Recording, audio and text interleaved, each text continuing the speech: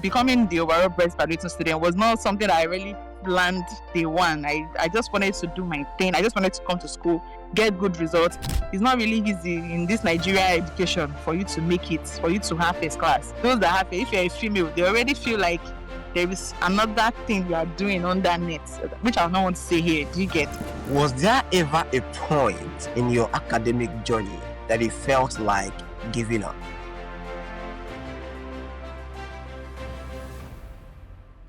Okay, so becoming the overall best graduating student, I was given a special award by the wife of the current president of Nigeria. That's Her Excellency, Senator Oluremi Tinubu. I was also given the college award and also Nigeria Association of Food Science and Technology Students. We call it NAFST. I was given the award. So that makes it 3 awards. So I got 3 awards. 3 for being the overall best graduating student. Wow. You won the NATS award, you won the college award, and you won the senator award. Yes. Only you. Well, let's get into this content today. Now, please, we'd love to know you more. The Nigerian students would love to know you more. Can you introduce yourself, your name, the course you studied, and what inspired you to choose that course? Okay, so my name is Motunrayo Sholabomi. Across every social media, that's my name. And I studied food science and technology. And what really inspired me to study that course was because at first I just wanted to go into food. Like I just wanted to, because I'm this kind of person that enjoys cooking. So at home, whenever we cook, we always want to cook our food, try to ensure that it doesn't get spoiled and all of that. So that was one of the reasons why I felt, okay, let me just go into food. So my mindset was I'm going there to learn how to cook. But getting to the school, we found out that we are doing more than just cooking. In fact, we are not even doing anything close to cooking. We are learning the technicality of cooking, of food. So, and I really got interested along the line, and really, it was really a great journey. Wow, that's FST, Food Science Technology. Yes, science and Wow, technology. your story is quite touching. So, but what us to, take a step backward, if we may, looking back at your journey, did you actually dream that you would emerge as the best graduating student? Or did it just happen along the way? I didn't even have it at the back of my mind. I was just doing my thing. Okay. So yeah, I was just doing my thing. I just wanted to be like every other student, fresh students now. You just want to vibe along. You want to roll with every other peers and just do your thing. So I just found out that I got a system that really worked for me. I'm this type of person that I enjoy reading after class. I'm not really fascinated with reading during exam. That's been my routine. Basic school. So when I'm back from school, my mom will tell me, go pick your books. Yeah, time to read. We have this period to read moment, So it has always been like that for me. So when I got to school, it was like that. And I discovered that, because of the bulky workload and all that, I felt it was even more relieving for me to read this and it's off my head. I have to just move to the next. So I find it very interesting. So I read, I have a jotter. So that jotter, I'll just draft out what I can pick from that particular thing I read. And that was one day I just picked the book one day and I just wrote exam expo on it. That was it. I just wrote it on it. Doesn't even make any sense to me, but I just wrote it. That's quite interesting. Your exam expo story, we are going to touch on that briefly. We are going to touch on that because I read a post you made on LinkedIn about it. I'm like, are you kidding me right now? But before we get into that part of your story, I would love to know, because I believe for you to achieve such a remarkable result, there are sacrifices that was done in the course of the journey. So I would love to know, what was your biggest sacrifice? What was the biggest sacrifice you made in this journey? So my sacrifice is discipline. I was really disciplined. In school, you have to maybe, let me just say, roll out with friends. There's always this events coming up. If it is not, I don't know what to call it again, but there are these events that usually come up for fresh students, even those that are returning students. But I'm not even interested in all of this. I'm always this type of person that let me just read my book, let me just read. I always want to meet with lecturers, I go to the office and then try to ask them a few questions. So I think that part is what I call discipline. I was just being disciplined with what I want to get into me, what I really want to do. Those are the things that really played out for me. I didn't want to just be everywhere. I didn't want to be like every other person. Not that they are doing bad. Do you understand? Everybody had their goal. But I don't want to, I'm not this, I like being social, right? But I don't want to always, let's go to dinner night. You catch me there. No, I'll tell you maybe next time. That's what I'll tell you. So that's it's just like I'm just being disciplined with what I want and having the right people in my circle that really helped me. So when I want to do something, I try to ask them, "Oh, there is a dinner night. Please, I don't know if it makes sense to go. What are the things they do there?" And when they tell me, you meet people, it's very sociable, you get to interact. And I feel it doesn't add to me. So I'll just tell myself, well, I'm not going. I'm not going. So that's one of the things that I really played out. Maybe it's something I should have tried, but I didn't do it. Honestly, I didn't go. So I think that part was what I sacrificed a lot of social life. I sacrificed timing for all of those things. I was really disciplined with things I read. I was disciplined with people I associate with, and I was disciplined with where I go. I was just this book, I don't know, book person. But I don't like when people call me book, because I'm different though. You can't deny your identity. That is who you are. Just like they always say readers are leaders. So for you to imagine the kind of result that you are having, you had to dug into the books. So even till now, we are still seeing your post. You're a book person.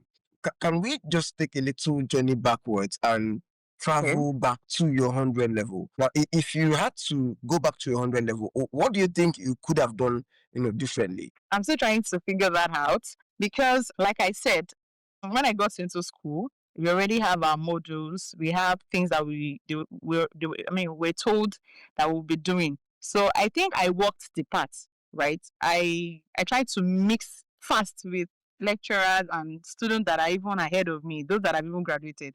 In fact, I went as far as collecting their past questions just to, and some of them they could get access to their year one notes.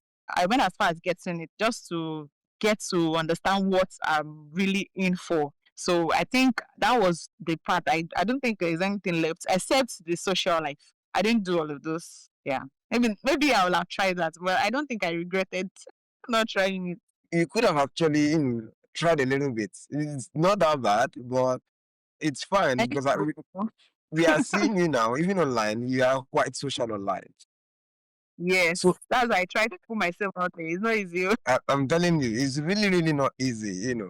Coming from a standpoint of you just want to be alone and make sure you get the things right, you study well, and make sure you get the results that is in your mind. But yet again, these are persons that just want it to be out there, and in your mind, I don't know if I'm saying your mind. In your mind, you feel like if I go, it's a waste of time. Oh. I'm meant to be doing this assignment. I'm meant to be doing this particular kind of thing. Many Nigerian students don't see it that way. I want to know.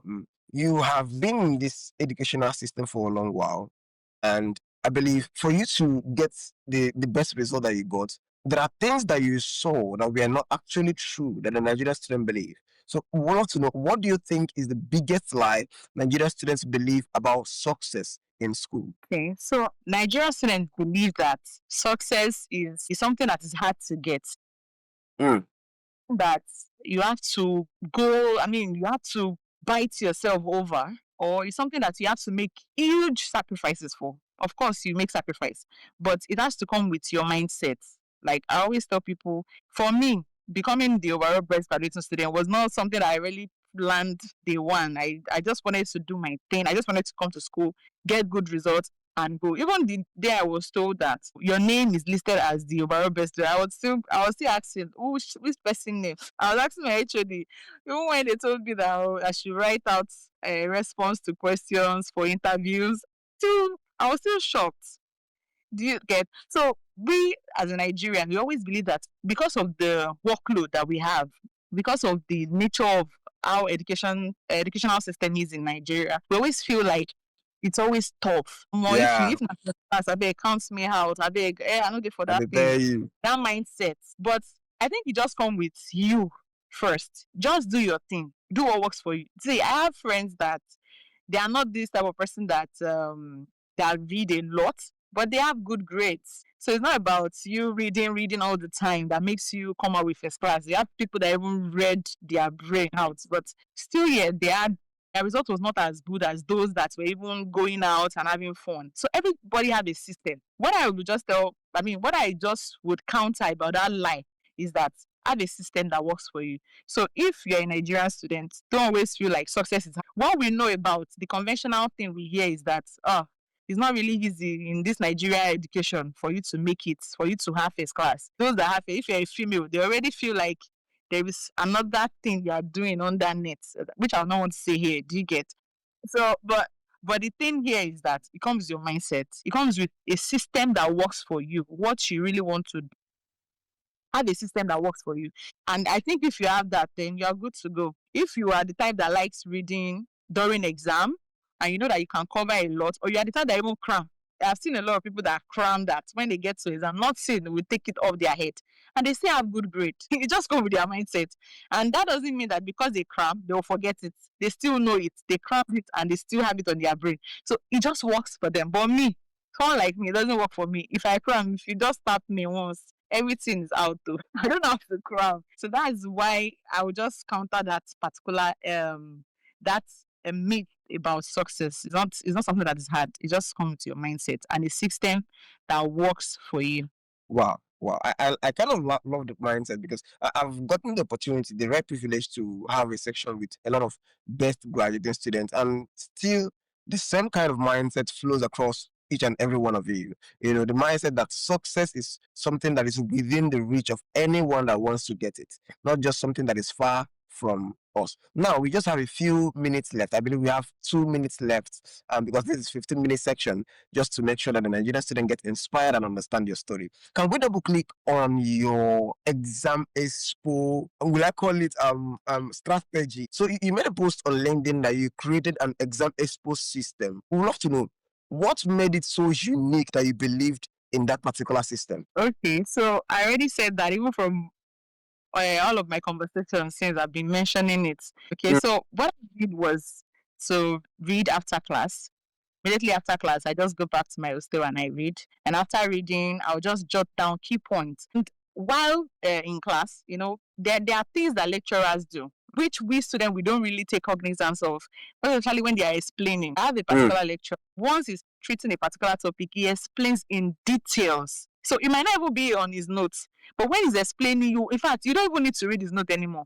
You already got everything. And during exam, he will ask you, explain explicitly. That's English. Explain in details. So you must be able to give it back to him the way he has explained it to you in class. You might not get all of those things that he mentioned in his notes. So that's why I just enjoy it.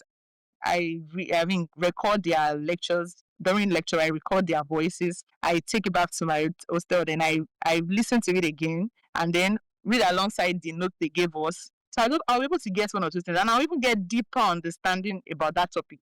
So from there, I begin to draft my own. I call that jotting. I'll just jot out key points. In fact, the book is just like when you have, like you're going to church and you have topic, sermon, key points. That's the way I draft it out. So I already know these are the key areas. Then I have it already explained in my head. So during exam, honestly, I don't read so much. As a matter of fact, my friends will even come and snap my book, the exam expo. So like they will read it for exam. And I'm like, do you even understand what I wrote there? I just jot my own, but they feel like no, they want to do this. They really liked it.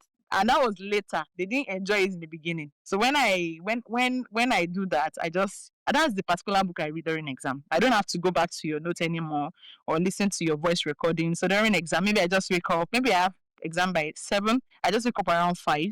Then do 1 hour touching, and then I just catwalk to the exam hall, and that's how I do that all the time. So, but when I first started doing this, it was not making sense to everybody. It was not making sense at all. So like, what is wrong with this girl? Even sometimes maybe I would have to come to class very late. I'll tell my friend, please, can you help me record? And they'll be like, what are you always recording? I said, please, just help me record this thing first. I'll come and collect it. And eventually when I get to class, like, I collect the recording from them. But they didn't understand what I was doing. Honestly, nobody understood until when result came out. They saw that result.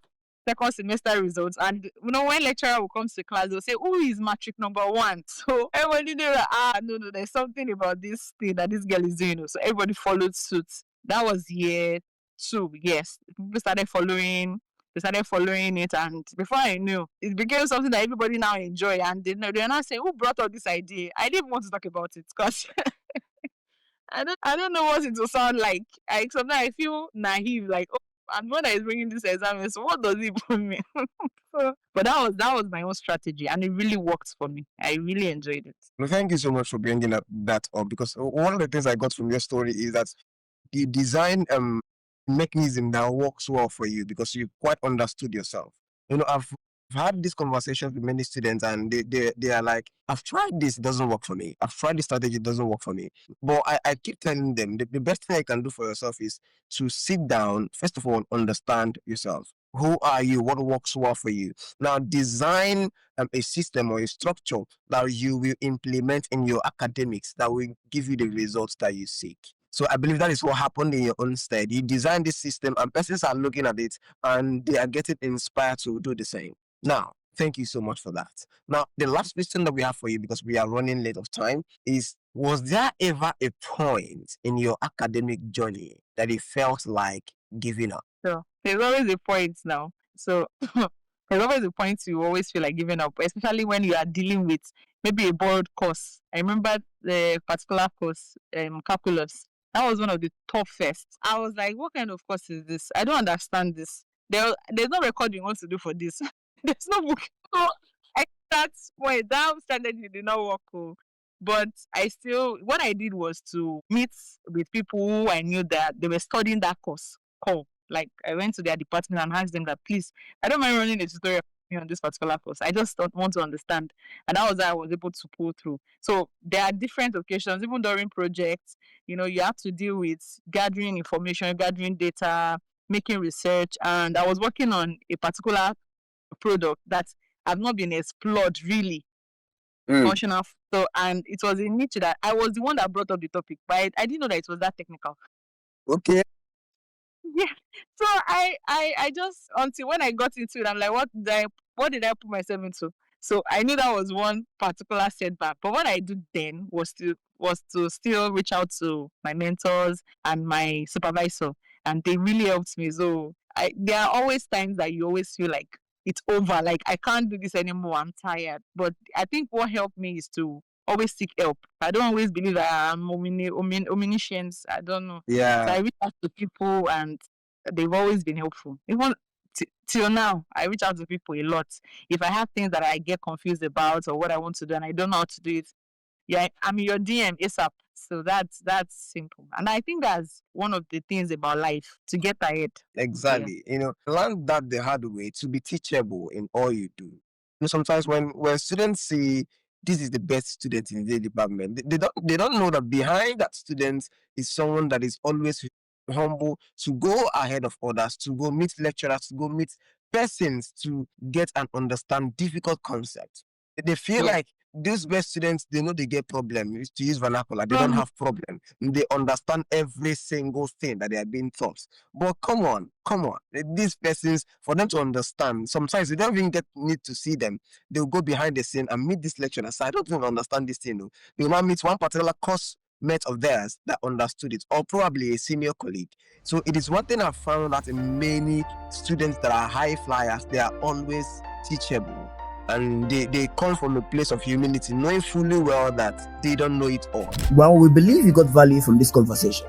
Now, what is the one thing you learned from this episode? Please let us know in the comment section. Thank you, and see you on Monday.